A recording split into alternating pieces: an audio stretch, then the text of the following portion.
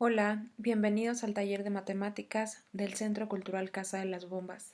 Mi nombre es Melissa Botello y el día de hoy hablaremos sobre funciones trigonométricas.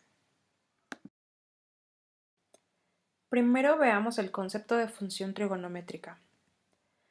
Estas funciones surgen de la relación de dos lados de un triángulo rectángulo y un ángulo interior en una razón matemática. Para entender el comportamiento de estas funciones es necesario recordar algunos conceptos importantes. El primero es que un triángulo rectángulo, como lo es este de esta figura, tiene dos lados perpendiculares entre sí, que son X y Y, los cuales forman un ángulo recto. Esto quiere decir que es un ángulo de 90 grados. Estos lados se denominan catetos del triángulo.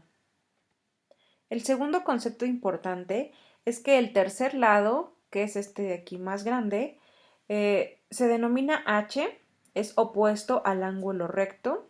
Aquí está el ángulo y este está opuesto al ángulo recto. Se denomina hipotenusa del triángulo y su medida es mayor que la de los catetos. Y por último, que los lados se relacionan mediante el teorema de Pitágoras, el cual enuncia que la suma de los cuadrados de los catetos es igual al cuadrado de la hipotenusa. Esto es x cuadrada más y cuadrada es igual a h cuadrada. A partir de este triángulo rectángulo escribiremos las razones trigonométricas tomando como referencia el ángulo alfa. Entonces, primero tenemos la función seno, la cual es el seno de alfa es igual al cateto opuesto a alfa. Si aquí está alfa, entonces el cateto opuesto es este cateto y. Entonces es el cateto opuesto a alfa sobre la hipotenusa. En otras palabras, simplemente es y entre h. Y también está su función inversa, la cual es la cosecante de alfa. Como es la función inversa del seno, entonces es h sobre y. Después tenemos la función coseno de alfa, la cual es el cateto adyacente a alfa. Esto es alfa, entonces este es el cateto adyacente sobre la hipotenusa. Entonces, en resumen, es igual a x sobre h. Y su función inversa, la cual es la secante de alfa, y la cual queda h entre x. Por último, tenemos este par de funciones. La primera es la tangente de alfa, la cual es el cateto opuesto, el cual es y, sobre el cateto adyacente, que es x. Entonces, la tangente de alfa es y entre x y su inversa, que es la cotangente de alfa, y bueno, la cual queda pues invertida. Esto es x sobre y. Estas mismas funciones trigonométricas también se pueden expresar para el ángulo beta, que está aquí arriba.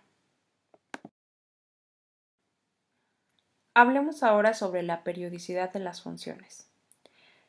Si en un plano cartesiano dibujamos un círculo de radio r, con centro en el origen y trazamos uno de sus radios, tenemos una herramienta útil para analizar las funciones trigonométricas. A este círculo se le llama círculo trigonométrico.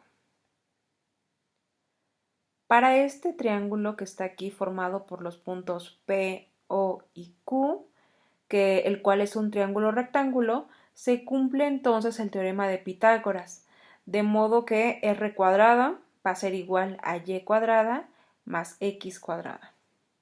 Y analizando este ángulo con esta letra griega que se llama teta, a partir de estas definiciones podemos analizar las funciones trigonométricas para entender y aplicar sus propiedades. La función seno está determinada por la coordenada y del punto P y por el radio. Esto es porque recordemos que la función seno es el cateto opuesto sobre la hipotenusa. Entonces es y entre r. Ya que el radio permanece constante, entonces podemos afirmar que la función seno varía conforme cambia el valor de y. En el primer cuadrante, el cual es este de aquí, los puntos tienen coordenadas positivas, tanto de x como de y, de modo que la razón y entre r, lo cual es el seno de teta, se mantiene positiva en este cuadrante. El ángulo teta va a ser un ángulo agudo. Esto quiere decir que va a ir desde 0 grados, lo cual es el eje X, hasta 90 grados, que es donde está el eje Y. Y la coordenada de Y, esta coordenada, va a cambiar desde 0 hasta el valor de R. Cuando tenemos el seno de un ángulo 0, el cual es la frontera inicial de este primer cuadrante, está determinada por el punto 0 en Y es 0, R. Por lo tanto, el seno de 0 grados es 0 sobre R, lo cual es 0. Y en este caso, cuando tenemos el ángulo de 90 grados, tenemos entonces que el valor de Y va a ser igual al valor del radio, por lo que la función seno de 90 grados va a ser R sobre R, lo cual es 1. De esto podemos concluir que en el primer cuadrante, lo repito, es este de aquí, la función seno va a variar desde 0, cuando vale 0 grados, hasta cuando vale 90 grados va a valer 1. Y tiene entre estos grados valores intermedios. Un medio, raíz de 2 sobre 2 y raíz de 3 sobre 2 para 60 grados. Si hacemos un análisis con el segundo cuadrante, el cual es ahora este de acá, entonces la coordenada Y sigue siendo positiva, porque estamos aquí de este lado de las Y positivas, y va a variar nuevamente entre 0 y R. Y los ángulos que va a tener el ángulo teta va a ser entre 90 y 180. Y por último, la función seno también va a variar entre 1, que es este punto de aquí, y cuando estemos aquí va a valer 0. Este es el 0, el eje X. De lo cual podemos entonces resumir que para el cuadrante 2 la función seno va a tener valores desde raíz de 3 sobre 2 hasta 0. Entonces, de esto podemos notar que cuando el ángulo vale 120, el cual es el doble de 60, se repite el valor. Y también para 45 grados también se repite el valor y para 30 grados también se repite. Si hacemos un análisis similar para el tercer cuadrante, el cual sería el de acá, entonces ahora lo que tendríamos es que el valor de Y variaría entre 0, el cual es el eje horizontal, hasta menos R. El ángulo va a cambiar ahora de 180 hasta 270 grados y la función seno igual va a valer en este punto menos 1 y en este punto 0. Entonces, para este tercer cuadrante, los valores también se repiten. Si ponemos atención aquí en este, cuando tenemos 30 grados, se repiten los valores, solamente cambia, ahora es negativo. Y lo mismo pasa para los demás casos. Y por último, para el cuadrante 4, entonces tendremos que la Y, este sería el cuadrante 4, la Y variaría entre menos R y 0 cuando esté en este punto.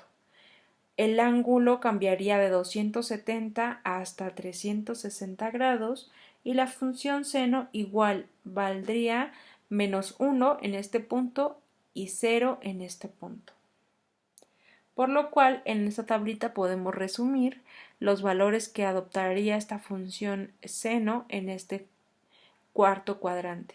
Nuevamente los valores se repiten cuando tenemos 60, los valores son exactamente los mismos, solo que en el tercero y cuarto cuadrante tienen signos negativos y en el primero y segundo cuadrante tienen signos positivos. Lo mismo ocurre cuando hacemos el análisis para la función coseno, en la cual para el primer cuadrante ahora el valor del coseno de 0 es 1 y en el ángulo igual a 90 grados es 0. Igual entre estos valores están los valores intermedios. Y para el cuadrante 2, veamos que aquí se puede calcular un ángulo de referencia, el cual es para simplificar los cálculos, ya que estos datos, 60 por ejemplo, nuevamente se repiten los resultados, simplemente cambian de signo. Entonces para esto es útil calcular un ángulo de referencia, porque así podríamos predecir el resultado de la función coseno de teta, sabiendo únicamente que cambiaría su signo. Para el cuadrante 3 igual, lo mismo, son los mismos valores, simplemente en algunas ocasiones cambia de signo y en otras no. Lo mismo con el cuadrante número 4. Ahora, ¿qué pasaría si calculamos una función en un ángulo mayor a 360 grados? Bueno, pues para esto se calcularía una expresión alfa menos 360, y lo cual nos diría que estas tablas se repiten infinitamente cada 360 grados. Es decir, que si yo calculo en 390, por ejemplo, voy a tener el mismo valor que 30 grados, porque 390 menos 360, que es toda la circunferencia, es 30. Entonces, el ángulo coseno de 30 grados es igual al ángulo coseno de 390 grados, el cual es raíz de 3 sobre 2. También lo mismo ocurre cuando se usan ángulos negativos. Esta característica de estas funciones se le denomina periodicidad. Y bueno, con esto terminamos la lección de hoy. Gracias por su atención y nos vemos en la siguiente lección.